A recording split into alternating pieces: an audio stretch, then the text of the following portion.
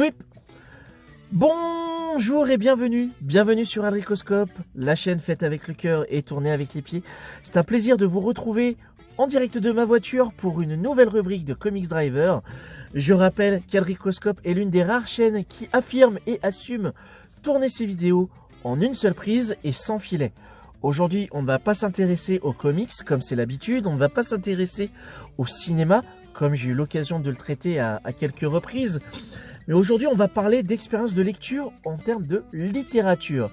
J'avais déjà évoqué le sujet de la littérature avec mon roman fétiche, à savoir Frankenstein de Mary Shelley. Et aujourd'hui, j'avais envie de revenir avec un autre roman qui fait pour moi partie d'un pilier de ma pop culture personnelle. Il faut savoir que je suis un féru de la lycanthropie. J'adore tout ce qui est attrait au mythe du loup-garou.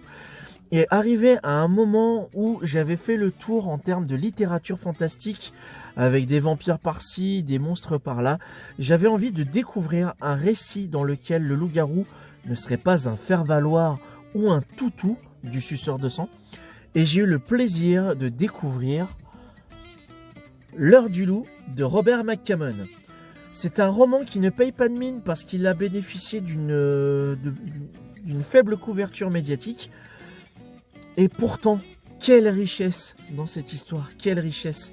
C'est un récit que j'ai pris énormément de plaisir à lire, tant et si bien que, après l'avoir lu une première fois, je l'ai relu régulièrement. En fait, c'était mon livre de chevet annuel. Tous les ans, je le relisais pendant...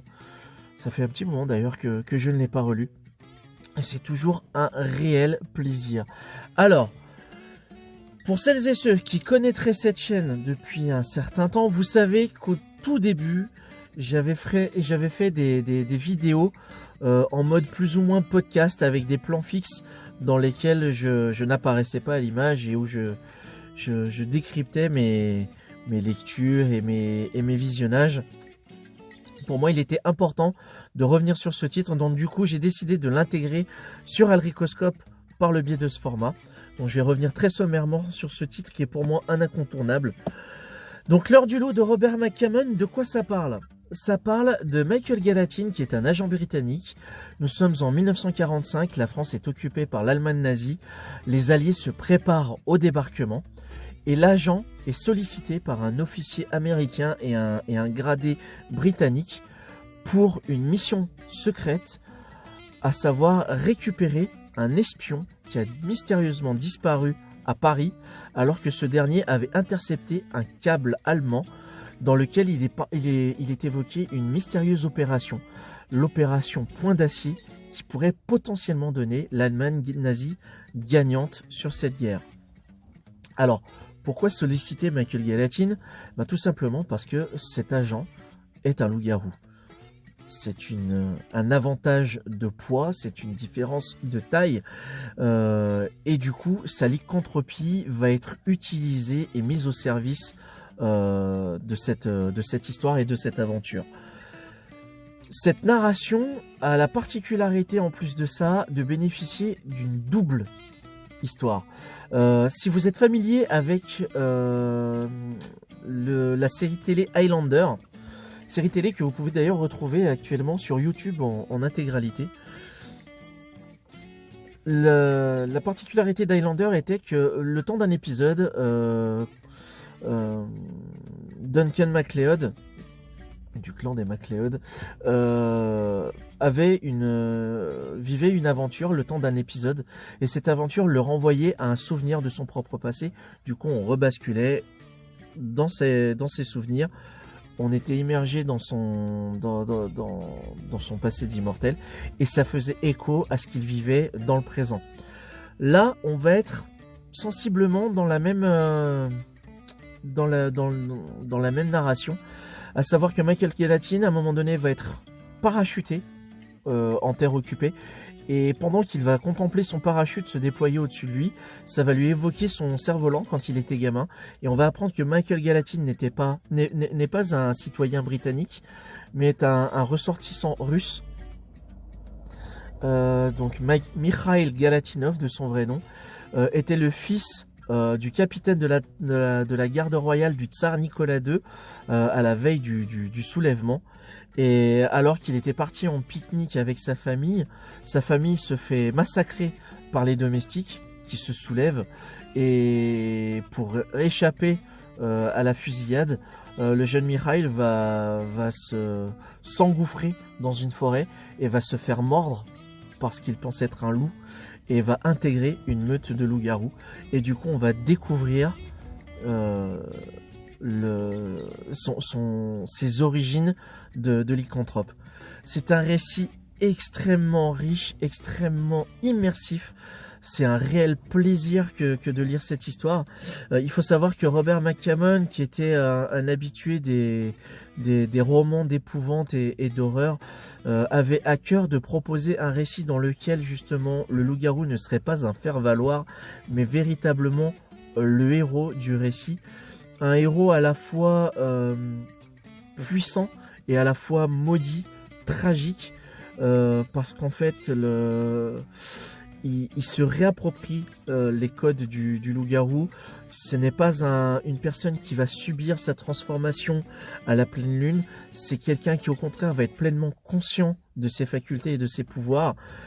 Elle va pouvoir se métamorphoser à loisir, que ce soit de jour comme de nuit, que ce soit entièrement ou partiellement, ce qui peut donner lieu à des scènes franchement hyper intéressantes. C'est extrêmement visuel. Je nourris encore à l'heure actuelle le souhait et le désir de voir ce roman adapté un jour en film. J'aimerais beaucoup que ce soit Viggo Mortensen qui campe le rôle de Michael Gallatin. Je ne vois personne d'autre que lui pour ce rôle, mais voilà, c'est un désir, comment dirais-je, qui sera forcément biaisé parce que j'ai déjà une idée assez préconçue de l'œuvre. Alors, comme vous le voyez ici, c'est une édition de Milady, donc une branche de l'éditeur Brajlon. C'est une réédition qui date de 2008, donc vous devez pouvoir le trouver en occasion. Je ne peux pas résister à l'envie de vous montrer la toute première édition que j'avais eue, qui était à l'époque l'édition Pocket, une édition de 1992. Voilà, un loup qui mord une Svatiska. Imaginez bien que je regardais que je lisais ce livre par moment dans le métro et les gens me regardaient avec un léger haussement de sourcil. Non, rassurez-vous, c'est un loup-garou qui casse du nazi et c'est franchement jouissif. Quelle autre anecdote je pourrais vous donner à propos de ce roman? Que ce roman a connu une suite, étonnamment. Alors, une suite non pas chronologique, mais une suite complémentaire du récit L'heure du loup, qui s'intitule Hunter from the Woods, donc le chasseur venu des bois, qui est en fait un recueil d'histoires courtes.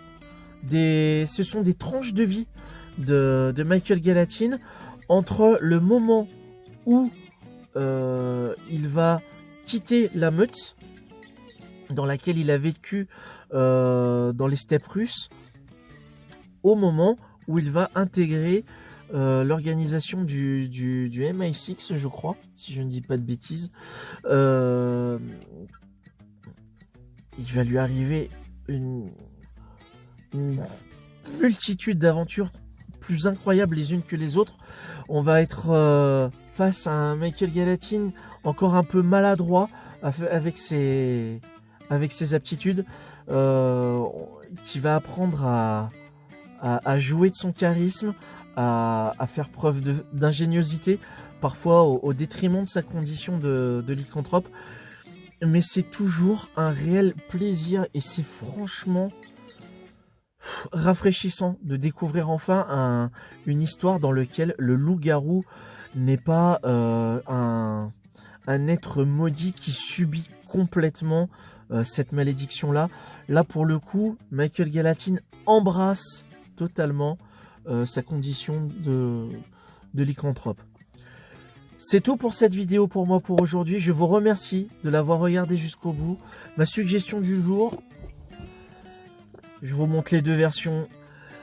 Ce sera L'heure du loup de Robert McCammon, édité dernièrement chez Milady. Enfin, chez Brajlon dans la collection Milady. Je ne sais pas s'il a été réédité récemment. Faites-moi part dans les commentaires si vous connaissez ce titre et s'il a été réédité. Ou sinon, vous avez la version Pocket. Vous voyez qu'elle a déjà très bien vécu. Donc, c'était ma suggestion du jour. Je vous remercie d'avoir regardé cette vidéo jusqu'au bout. Ça, je vous l'ai déjà dit. N'hésitez pas à me faire part dans les commentaires de votre expérience de lecture en termes de littérature.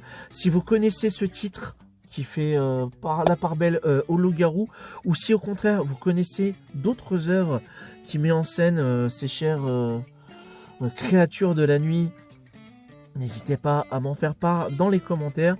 Je suis toujours à la recherche de romans qui mettent en scène cette dualité entre l'homme et la bête. Si cette vidéo vous a plu, n'hésitez pas. Abonnez-vous, activez la petite cloche, partagez sur vos réseaux. D'ici là, portez-vous bien, plus de funkitude et à bientôt pour une prochaine vidéo. Ciao!